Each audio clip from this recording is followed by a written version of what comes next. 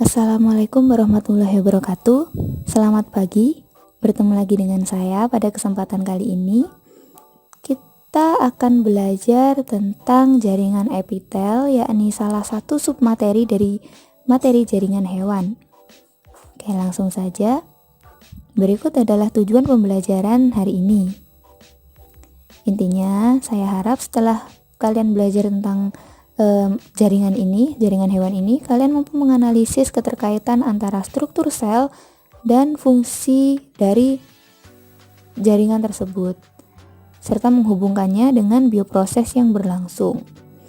Oke, langsung saja.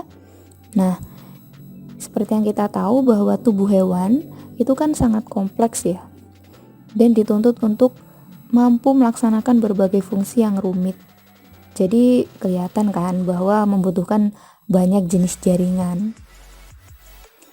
Lalu bagaimana cara kita mempelajarinya? Jangan khawatir, kita bisa membagi jaringan-jaringan tersebut menjadi 4 kelompok berdasarkan fungsinya. Yakni fungsi yang pertama adalah proteksi, kemudian koneksi atau pengikat, kemudian gerak, dan transmisi. Nah, dari 4 fungsi tersebut kita bisa mendapatkan 4 jenis jaringan hewan, yakni epitel, ikat, otot, dan saraf. Tapi pada pertemuan kali ini, pada PPT kali ini kita akan fokus pada jaringan epitel saja. Oke, langsung.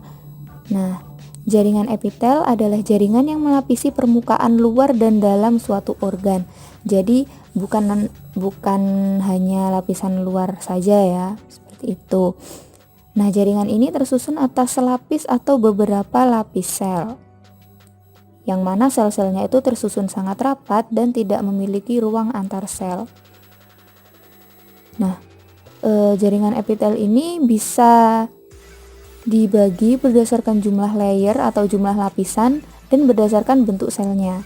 Nah, berdasarkan jumlah layer itu dibagi menjadi selapis dan berlapis banyak. Sementara berdasarkan bentuk selnya bisa dibagi menjadi pipih, kubus, silindris, dan transisional. Oh ya, jaringan epitel ini tidak memiliki pembuluh darah ya.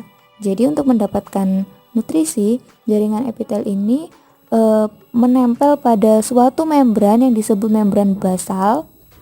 Di sini di pangkal jaringannya yang biru ini, di mana pada membran basal tersebut terdapat pembuluh darah.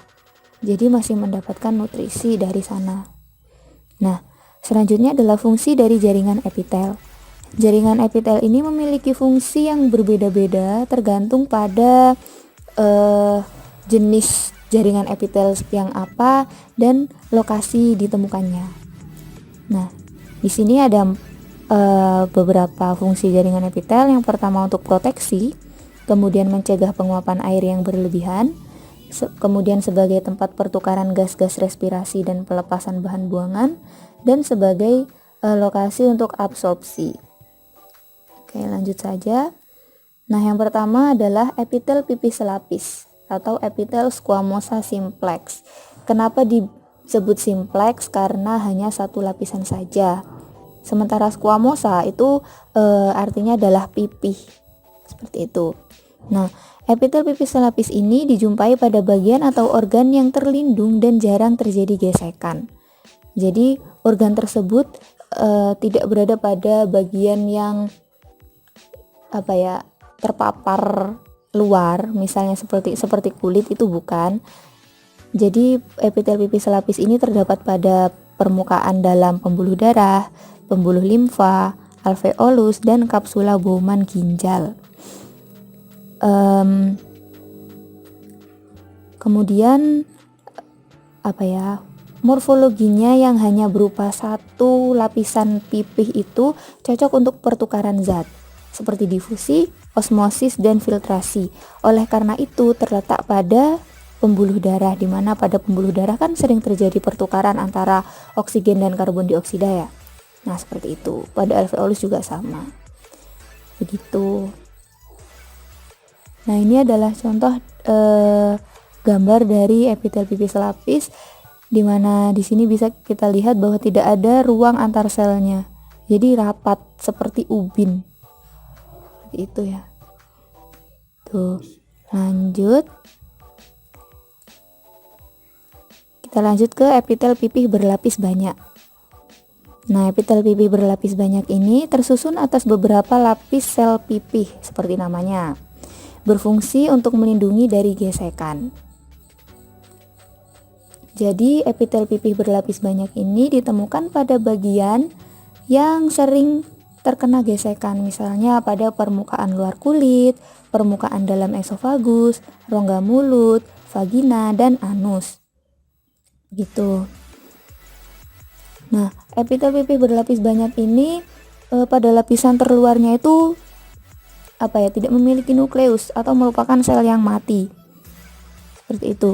Kemudian sitoplasmanya itu digantikan oleh protein keratin, sehingga karena adanya protein keratin ini, kulit kita itu jadi waterproof atau kedap air.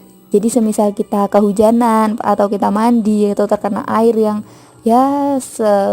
terkena air pada umumnya begitu, air itu tidak terserap ke dalam tubuh kita. Itu karena adanya protein keratin. Nah, kemudian selain itu, epitel pipih berlapis banyak yang lapisan paling atas itu bisa menjadi sel mati yang biasa disebut dengan sel kulit mati, sehingga harus rutin dibersihkan paling tidak seminggu sekali untuk menjaga kesehatan kulit seperti itu.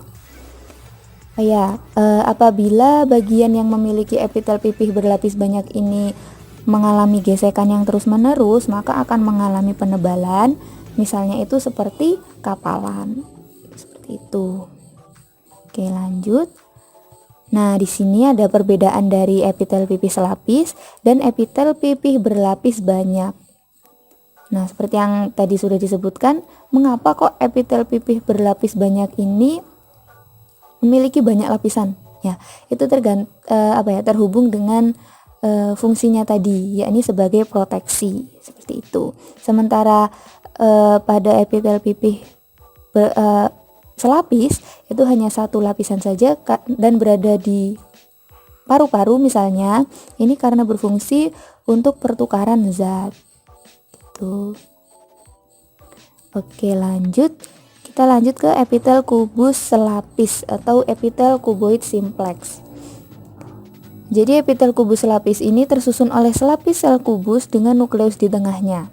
Ya, jadi bentuknya itu bisa dibayangkan seperti dadu atau seperti es batu yang bentuknya kotak, ya seperti itu.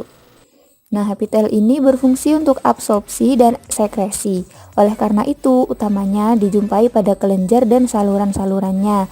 Misalnya pada kelenjar ludah, kelenjar tiroid, tubulus pada ginjal, lensa mata, dan permukaan luar ovarium. Nah, ini adalah contoh epitel kubus selapis yang terdapat pada ginjal. Di sini bisa kita lihat adanya satu lapisan sel yang mana di sekelilingnya ini kan ada biru-biru ini atau bisa disebut dengan basement membrane ini.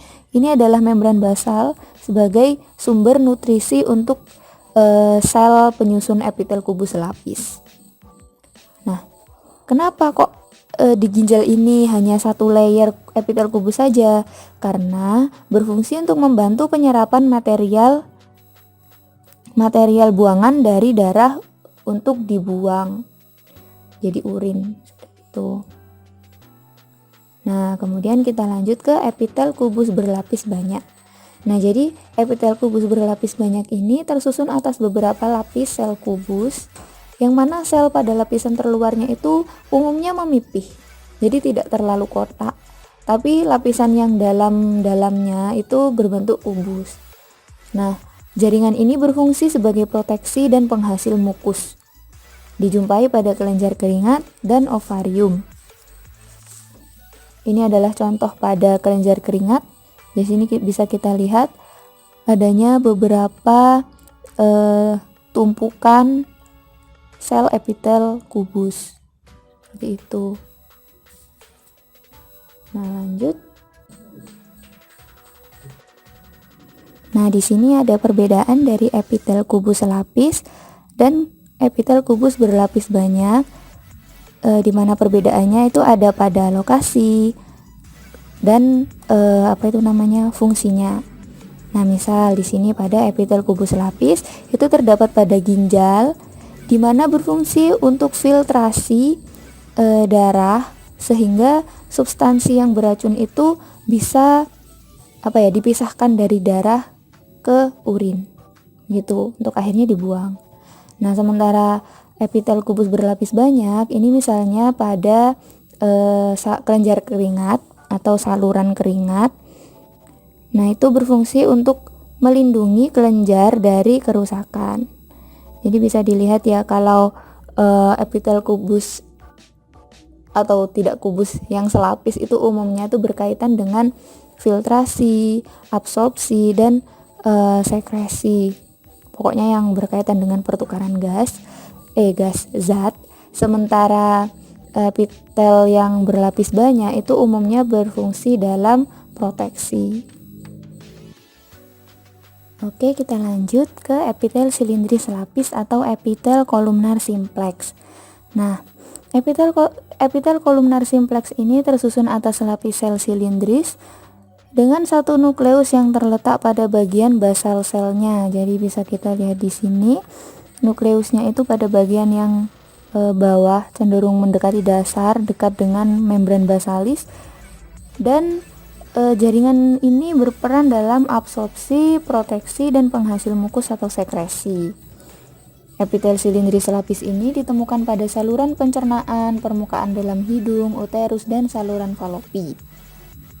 Nah, epitel silindris lapis ini memiliki dua tipe, yakni yang pertama adalah epitel silindris lapis yang bersilia dan tidak bersilia.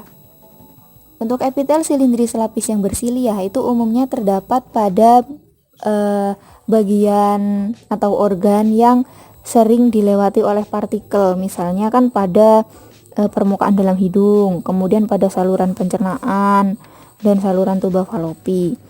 Nah, di sini, misalnya di sini, fungsi dari silia tersebut adalah untuk membantu pergerakan dari partikel atau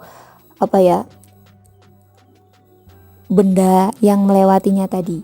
Kalau pada pencernaan itu maka berfungsi untuk membantu jalannya makanan. Sementara pada saluran falopi di sini itu berfungsi untuk menggerakkan ovum dari ovari menuju ke uterus.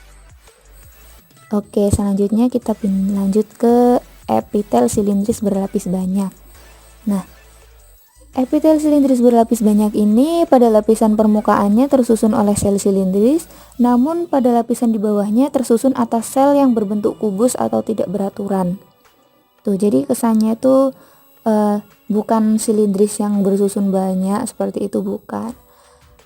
Jadi bisa dibilang sebagai pseudo silindris berlapis banyak seperti itu. Nah, jaringan ini berfungsi untuk sekresi dan ekskresi dan dijumpai pada uretra, kelenjar ludah, dan kelenjar susu. Itu.